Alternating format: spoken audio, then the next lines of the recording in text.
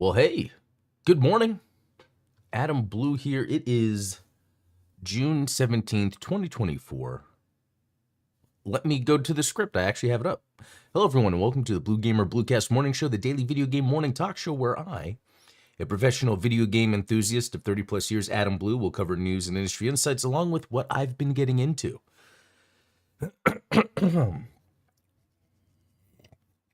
Yeah, early in the morning, it's nice to have some tea to go along with opening up the throat, getting ready to talk. I talk a lot during my day job, so this actually helps with that. But yeah, good morning, everyone. I'm gonna go ahead and talk about the things that I got into this past weekend, and then we're gonna jump into some news. What order should we go in? Let's share my screen, and here we go. So Exophase showed this off. This is what I used to just show my gameplay activity.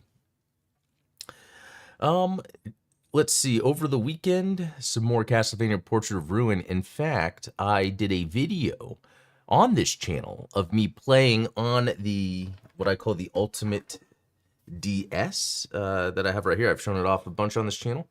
And I tried to figure out to have my camera like looking at it as I was playing while actually capturing the audio into the computer to cast. So it's not any of me talking, it's just the audio from the game while watching on the DS because it's a cool little thing. But yeah, I got a lot further in this. I beat Death actually live on the stream. He killed me once. I had to like kind of regroup, went back in, destroyed him. It's an easier Castlevania anyway. So yeah, that's been fun working on that. Here we go, Starship Troopers Extermination. So why would I play this when you have Helldivers 2? Well, the games are very similar, but they're actually very different. I think they're kind of similar in atmosphere and kind of that motivation, the whole fighting aliens and all that, or bugs. But what Starship Troopers does a little differently is it's more of like instant action type of game.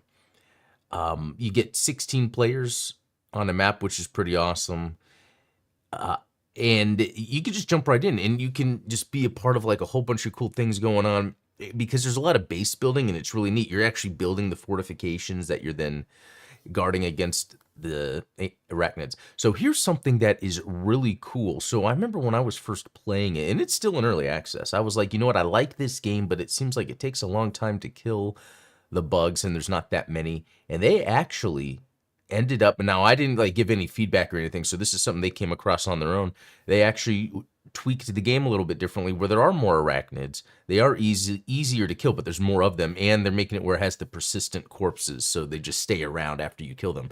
They're doing a lot of cool stuff that makes this different than Helldivers 2.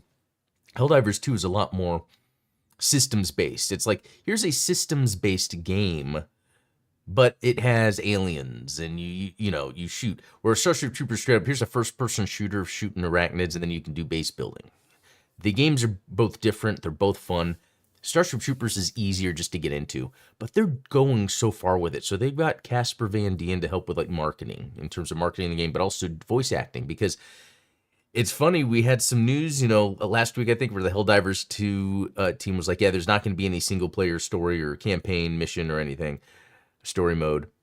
Yet Starship Troopers Extermination is actually adding in a campaign story mode for release. So I feel like, one, then there's no excuse to not have that in the game, and two, the Starship Troopers devs understand you can't just have a multiplayer only game. While it'll be successful at first, it will slowly taper off. You need that sort of that core story element, a reason to have someone to stay in the game on the console, even if they are not to go online and play multiplayer. So kudos for them.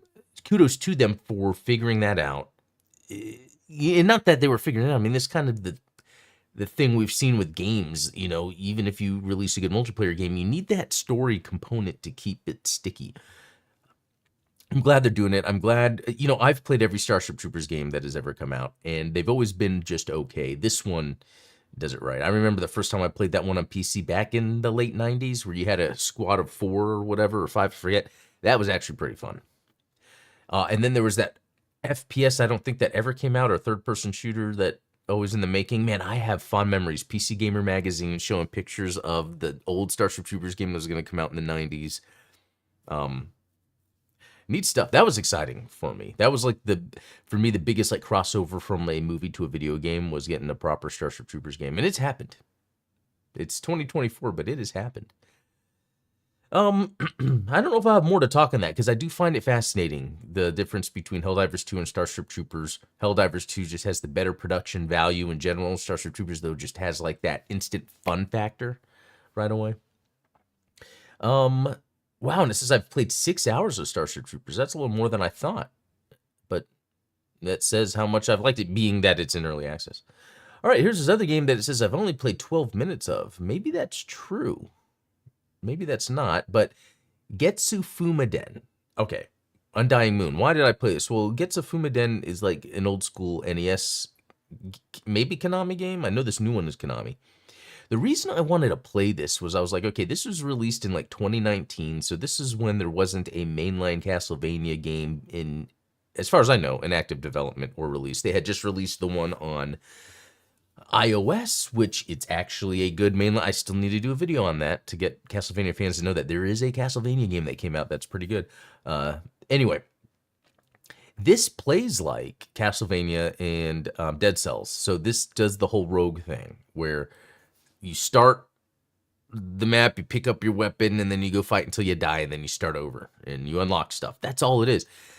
But it plays like it would play like a modern Castlevania in terms of the 2D side-scrolling action. There's a dodge button, you know, the attack. You got your special weapons that you're using. It's, you know, who knows if this was the Castlevania team or not, because in Konami, the way they work is they just have their Konami development group, and then they just have, you know, when they make a game, they just have their developers make a game. It wasn't really until Castlevania, the Metroidvania, Symphony of the Night, where you had Konami have like a popular developer in Koji Igarashi. That was kind of like the only time Konami, other than Metal Gear Solid. Yeah, that's interesting. So it probably started with Metal Gear Solid with Kojima, and then it moved, not moved, but then there is, oh, here's Koji Igarashi. But then those guys are no longer around. Like, I feel like some developers like Konami can understand that there's a difference between the auteur and the art in the end, what's being made. And sometimes I can see a game publisher, even if when they're really tight on money, can't really let the artists go all out, even though you kind of want them to. So that's interesting. I never really considered that. Anyway, what I'm trying to get at is playing Getsu Fumaden is kind of an interesting look at what a modern side-scrolling Castlevania could be, and it controls really well. So I'll have to get back to this game. It is fun. It's just there's other things to play. Okay, so moving on, Isonzo. I don't know. This was on Game Pass. This, why did I want to play it? I don't know. I looked at the screenshots. It reminded me of Sniper Elite 5, even though, like, it's funny. I don't care about that setting. I just like the mechanics. But this game is completely different than that. This is pretty much, it reminds me of old school Battlefield 2.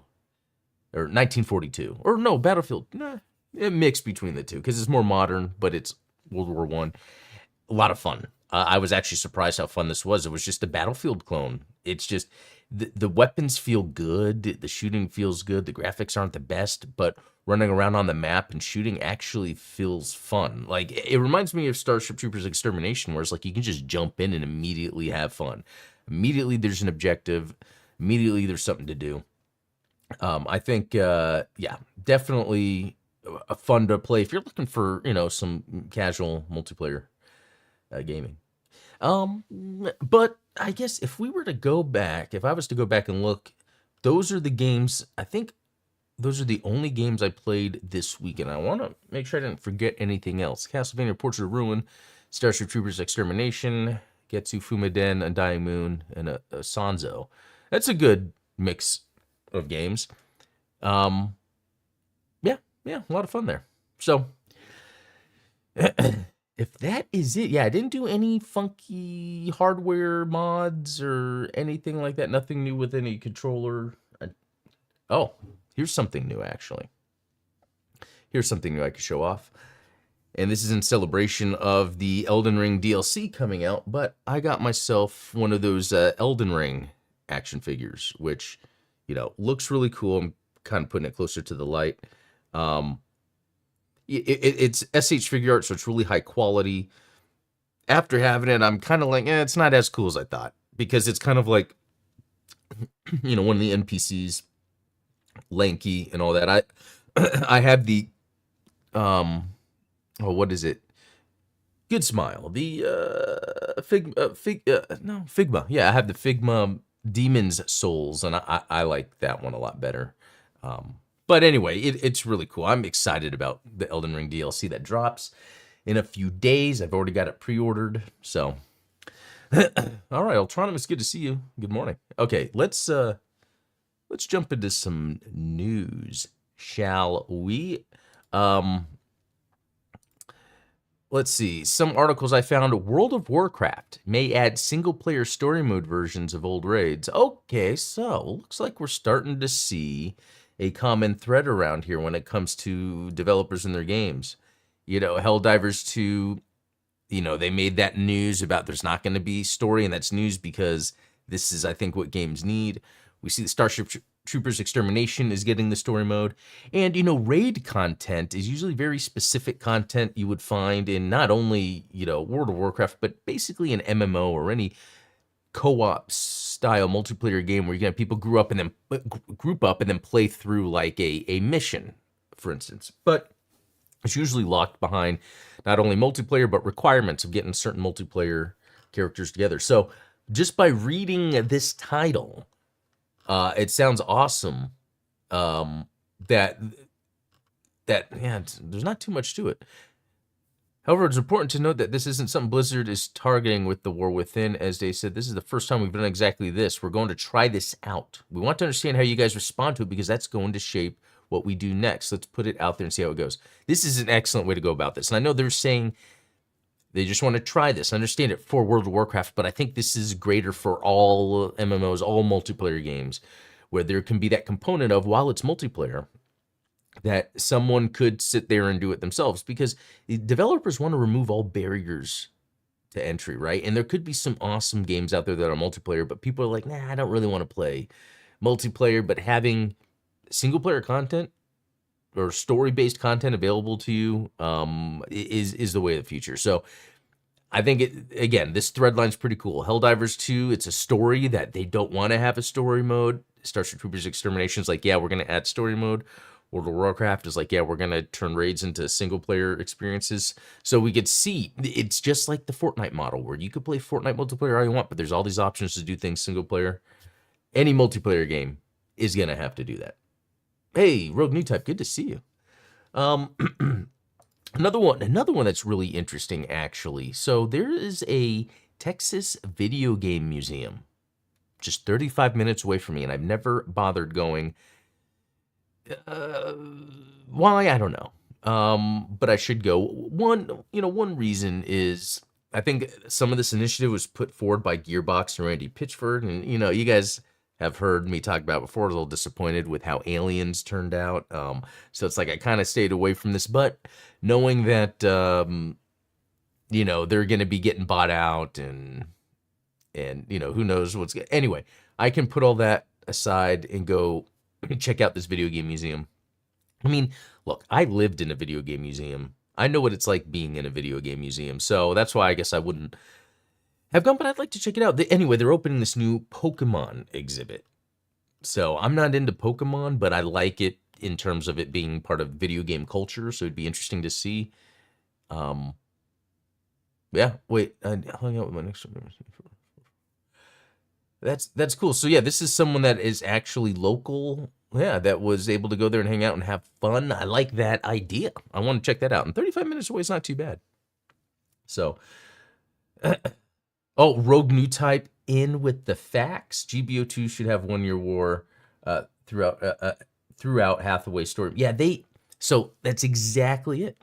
And they almost did it. So in GBO2, Gun and Battle Operation 2, they have these like missions you can do, and you can do them by yourself, but they're like super short. But it's there. The infrastructure's there for them to have like a whole, 1 year war. Even Hathaway. Yeah. Oh, I see what you're saying. 1 year war through at Hathaway. Yeah, they could literally do that. They could have, here is the 0079, and it could be like a set of 8 missions or something. And then here's Zeta, and here's like, that is so low-hanging fruit. Anyway, they definitely need to do that. Another good example. Yeah, because as a gamer myself, when I am speaking with other gamers, there's so many gamers I've talked to that said, oh, I don't play that because it's online only. Or it's just competitive, it's PvP only, and if you... And I think a lot of times developers and publishers get caught up in this stuff. This happened in the 2000s, the 2010s, where it's like, it's all about the multiplayer. And it just seems like that because a group of people are playing together. So there's that communication, but it's not like single player components have that built in. So it's almost like you have to look for it. I don't know if that makes sense, but again, the publishers look at the surface level of things sometimes and just, go off that. PvP can really be stressful for some players. Yeah, that's the thing. People want to enjoy the thing, but if it's too stressful, you can't. All right, we're going to jump into some news. That's not really news. Someone has a new series, A Late Look, to look at Paper Mario. I never really got into Paper Mario. I myself also might have to check that out sometime. Okay. Masahiro Sakurai says he's recorded his final YouTube video. But what do they mean by final YouTube video? Be winding down the channel after 2 years. Oh, okay. You know what? I did not even realize this guy had his own YouTube. That is pretty neat. On creating games. I would think this would be important. Even for someone like me, I am going to subscribe, even though he's closing it down. I'm sure there's some information back there that would be of use. Because I am trying to create a game. Eltronimus, yeah, his channel was about sharing game development stuff. Okay, there we go. That sounds like something that I would totally be into. Okay. Let's see what else has been going on. New co-development studio, the Unreal guys, opens doors. Interesting. The Unreal guys. Because they specialize in Unreal Engine. That's interesting. And I was reading something else about that, about like, how publishers, developers can save money by, and they kind of already do this, but I guess more on the scale of now that we can reduce budgets, what's like the next step? And that would be, think outsourcing early on, like thinking about that early on. Galvanic Games closing doors. I can't say I've heard of them. Neurodiver. Isn't that an old one? Oh. No, it's talking about another game. There's a game called Neurodiver. Read Only Memories. Yeah, I don't... okay. Kind of cool old school sort of adventure style game, maybe. With cool art. Yeah, that's pretty neat. Looks like a certain Gundam antagonist. Starfield tops 14 million players over 40-hour average playtime per player. That's actually really good. Good for them. Even though this game is not the game I would spend my time with, it looks like they have systems and things in place to get people's attention, especially people that maybe just like that type of game. Cyber Citizen Shockman Zero headed to all major consoles on July 5th. Well, that sounds neat. Okay, and it has kind of that Mega Man look, too. Considering the title. It sounded like that. Pretty neat. All right. Let's see. What else is going on? We got some chart toppers, but I don't really follow that. I mean, I kind of do, but not really. Todd Howard, we don't need to rush. next Fallout game. Well, that's good. I don't think they tend to rush their games. They just tend to not release them completed. All right, Capcom fans want a new Dino Crisis game more than any other title. Is that true? Unless they just got some vocal Dino Crisis fan base to, but it's one of those things where we get a lot of the Capcom's games anyway. They do a good job of going through their back catalog, making games. Just getting Dragon's Dogma 2 was a nice surprise. Resident Evil stuff, Monster Hunter. Capcom's really good at releasing games regularly. Dino Crisis was consistently appearing in the rankings. That's interesting. It's just, you would think there would have been more stuff. Capcom came out with that dinosaur game just last year, and that wasn't Dino Crisis, and it's like, it was a little weird. Let's see if they get back to that. Unseen Indiana Jones footage used to create the Great Circle.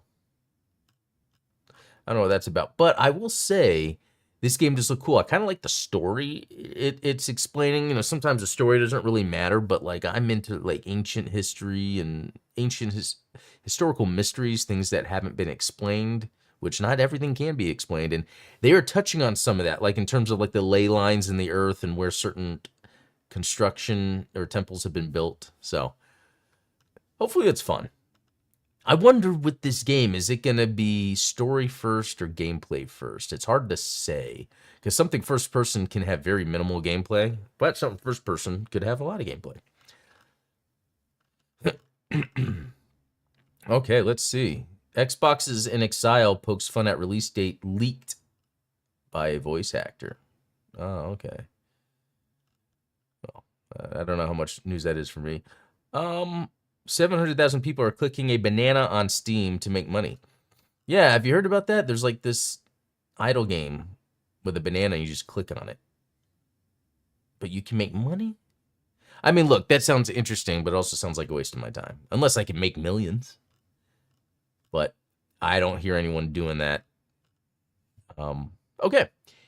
Ooh, Yacht Club Games announces new mainline Shovel Knight game is in development.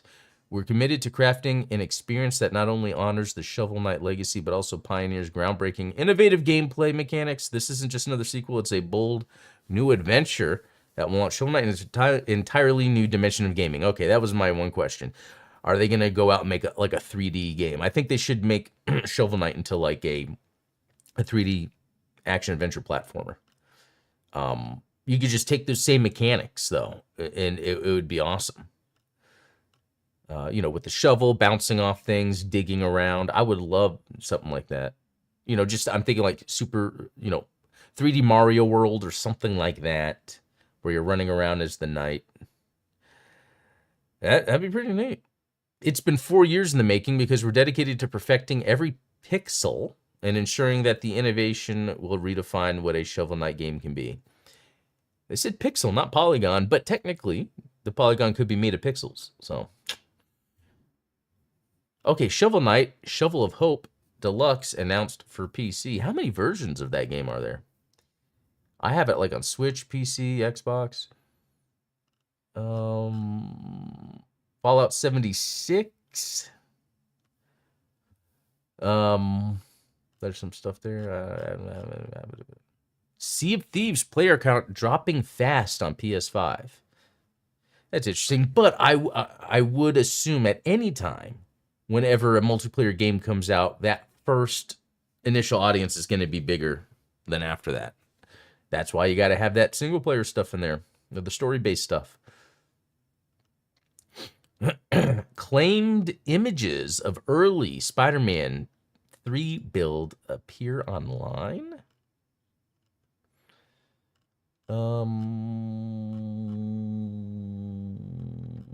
Let's see. Let's see what this is about. Okay, apart from a very early Spider-Man 3 build, I've been in the Insomniac December leak, and the Brazils behind the SM2 PC port now have it running. Interesting. Yeah, I mean, I'm sure this is super early in development, but the thing they need to do, so this is almost the reverse of what we were talking about. So they did a good job of making a single player game, but because there's both Miles and Peter, they need to just make it co-op multiplayer. That is all they need to do, and that would be so awesome if they did that. That's what's next, you know. There's times where I'll play these single player games, and I'm like, what if I could just have my friend with me? And then when they do that with a game, they make it where the missions and the structure then are just very limited, and then you want that story part back. They never like get it right. Well, that's going to be about it for this morning. I got to get to work. I got stuff I got to do, but it was fun talking games with everyone here this morning. Thanks for tuning in. I'll be back tomorrow with some more, hopefully some awesome news will come up. But until next time, see you guys later.